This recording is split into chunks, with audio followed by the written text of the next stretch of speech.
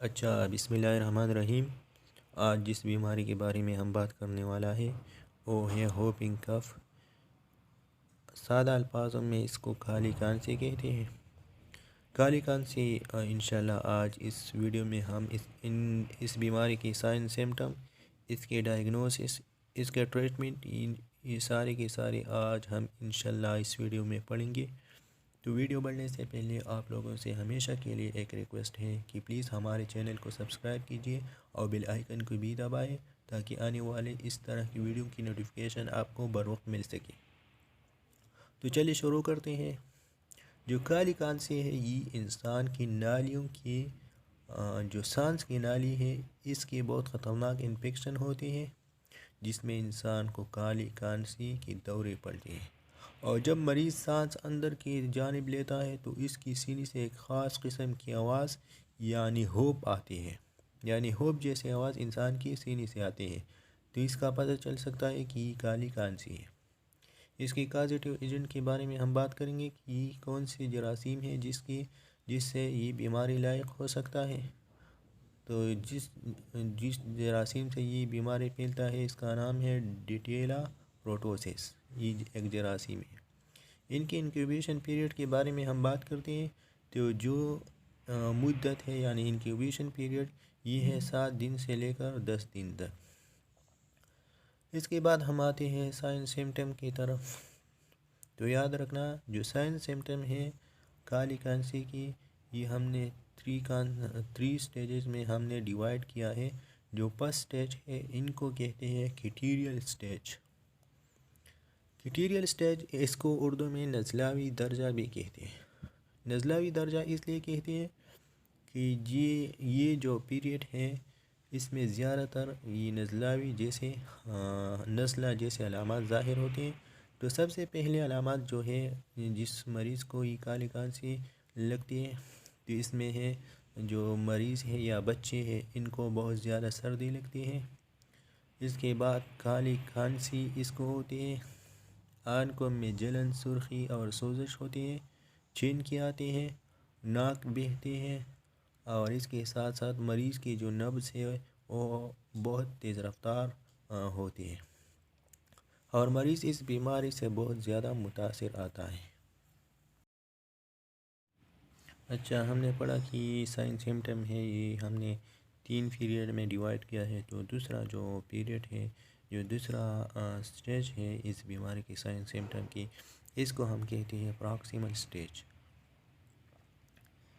اس میں جو یہ مرض ہے یہ بہت بڑھتا ہے، ترقی کر لیتا ہے اور مریض بچے کو ایک ہی وقت میں خشک کھانسی کی کئی دورے پڑتے ہیں اور ان کھانسی کے دوروں کے آخر میں ایک خاص آواز یعنی ہوپ جیسی آواز آتی ہے اور الٹی بھی آ سکتی ہے مریض کو، اور اس کے ساتھ ساتھ اکثر بچے اس دورے میں مر جاتی ہے۔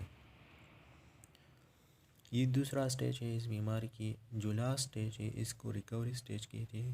ریکوری مطلب یہ ہے کہ اس میں جو مریض ہے اس کو صحت کی طرف جاتی ہے، کھانسی کم ہو جاتی ہے، صحت اچھی ہو جاتی ہے اور بچہ جو ہے یہ ٹھیک نظر آتا ہے۔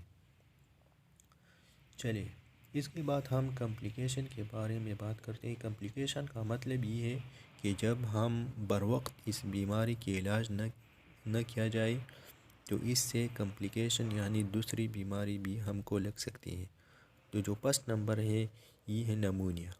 نمونیا ہمارے پھیپھڑوں کی بہت خطرناک انفیکشن ہے۔ جب ہم ہوپنگ کف یعنی کالی کھانسی کے بروقت علاج نہ کیا جائے تو اس سے نمونیا بھی ہو سکتا ہے۔ اس کے بعد آتی ہے کرینیل بلیڈنگ میں اکر، یعنی سر کے اندر بلیڈنگ یعنی خون بہنا بھی ہو سکتی ہے۔ یہ بہت خطرناک علامات ہیں کمپلیکیشن کی۔ جب ہم کالی کھانسی کی بروقت علاج نہ کریں تو اس سے سر کے اندر بلیڈنگ بھی ہو سکتا ہے۔ اس کے بعد آتے ہیں کمپلیکیشن میں تیسرا نمبر پر جو ہے وہ یہ ہے کہ آنکھوں کے اندر بلیڈنگ بھی ہو سکتا ہے اور آکسیجن کی کمی کے باعث مریض کو جھٹکے جیسی بیماری بھی پڑ سکتی ہے اور اس کے بعد ہم آتے ہیں ڈائگنوزس. ڈائگنوزس کا مطلب یہ ہے کہ یہ بیماری کی تشخیص کس طرح کیا جائے. تو جو پس نمبر ہے تشخیص جو ہے یہ کلینکل علامات کی بنیاد پر بھی کی جاتی ہے. اور اس کے بعد ہے گلے کی بلغم کا معائنہ تشخیص میں بہت اچھا ثابت ہوتا ہے. یعنی ہم گلے کی جو بلغم ہے اس کے ذریعے سے ہم اس بیماری کی تشخیص کر سکتا ہے کہ یا یہ کالی کانسی ہے یا دوسرا بیماری ہے.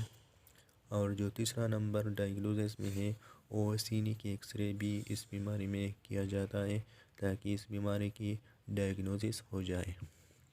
اس کے بعد ہے خون کا معائنہ کمپلیٹ بلڈ کاؤنٹ یعنی CBC بھی کرایا جاتا ہے اور پیشاب کا ٹیسٹ بھی کرایا جاتا ہے یعنی یورینری ایگزامینیشن بھی کیا جاتا ہے. اس کے بعد ہم آتے ہیں پریونشن کی طرف کہ اس بیماری کی روک تھام اس کی احتیاطی تدابیر کیا کرنا چاہیے. تو جو پس نمبر ہے جو بچے ہیں ان کو DPT ویکسین ضرور لگوانا چاہیے. اس کے بعد آتی ہے کہ جو ایریتھرومائسین ہے جو لوگ بچوں کے ساتھ مل جلتے ہیں تو اس کو چاہیے کہ ایریتھرومائسین استعمال کیا کریں تاکہ لوگ اس بیماری سے بچ سکیں. اور جو تیسرا نمبر پریونشن میں آتے ہیں ہائپر ایمیون گلوبولین. یہ ایک ویکسین ہے، یہ بھی بچوں کو بروقت لگانا چاہیے تاکہ اس بیماری سے محفوظ ہو سکے. اس کے بعد ہم آتے ہیں ٹریٹمنٹ کی طرف. تو جو فرسٹ نمبر ٹریٹمنٹ ہے وہ ہے جو گڈ نیوٹریشن ہے، اچھی خوراک ہے. مریض کو اچھی خوراک دیا جائے تاکہ اس کی صحت اچھی ہو جائے. جو دوسرا نمبر ہے کف کی جو سیرپ ہے سینکوسس، اس کو مریض کو دیا جائے.